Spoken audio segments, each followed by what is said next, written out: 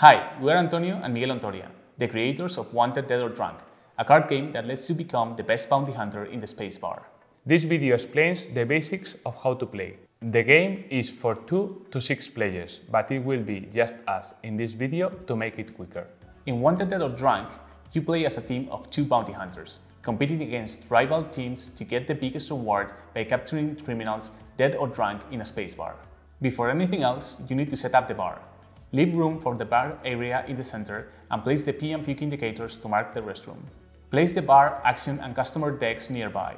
Then pick 2 bounty hunters from the character deck and place them in front of you. Lastly, deal 4 action cards to each player. Now you're ready to start. The game is played in rounds, and each round starts and ends with the same player. Use the bar doors indicator to mark whose round it is. Each round starts with new customers coming into the bar. All customers are dangerous criminals, and you can see the rewards on the back of each card.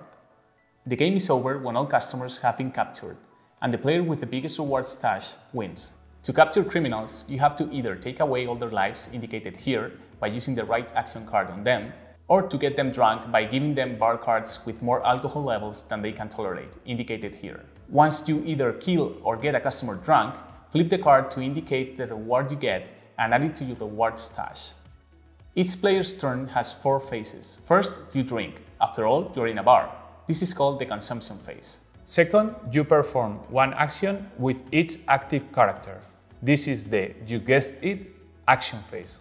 Third is the recovery phase, in which any of your characters or any customers who are inactive progress back to their active states. Characters are inactive when they are either drunk, injured, or in the restroom, and customers are inactive when they are in the restroom.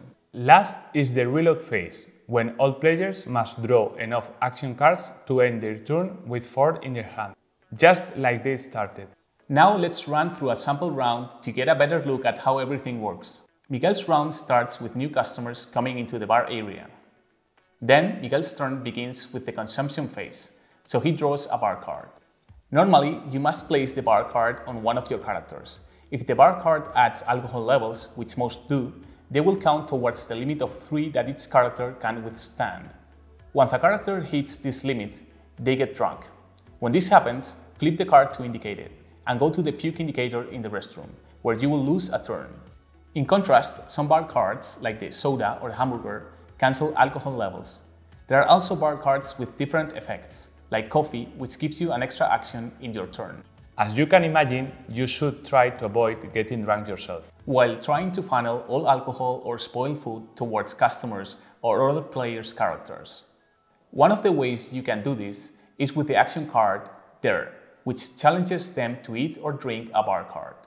After consumption comes the action phase. Miguel has 1 action per active character, so 2 actions. For each action, he can choose between 3 options. The most usual one is to just use one of the action cards in your hand. The second option is to send one of your characters to the P indicator in the restroom to get rid of any bar cards already on them and thus lower the risk of getting drunk. The third option is to pass and draw an extra bar card. If you choose to use an action card, there are many different ones. The most common and important is the attack, which can take away lives from customers to capture them dead. You can't shoot other characters though, just get them drunk. The attack can be blocked by another action card, the No, which leaves the blocking character injured. There is also a surprise attack, which is rare but unblockable. Other action cards are This Round is on Me, which makes everyone drink, the False Evidence, which adds 10,000 space dollars to a customer's reward, or the Robopotty, which lets you get rid of your bar cards without having to go to the restroom.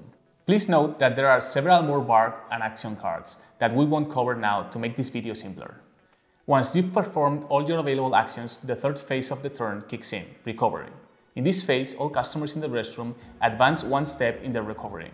So any who had been sent to the restroom by a spoiled taco advance to the P indicator, and any who were in the P indicator leave the restroom and return to the bar area.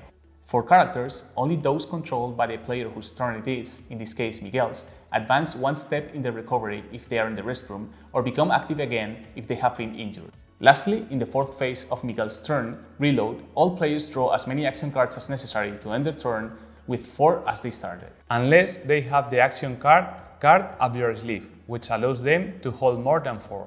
Miguel's turn is over now, so my turn starts with the consumption phase. After my turn, it will be Miguel's turn again, and then the round is over. The bar doors indicator moves clockwise to the next player, and Antonio's round starts with the new customers coming in. When all customers have been captured, the game ends, and the player with the biggest reward stash wins. Please make sure to read the rules before playing to get a better understanding, and let us know if you have any questions. Happy bounty hunting!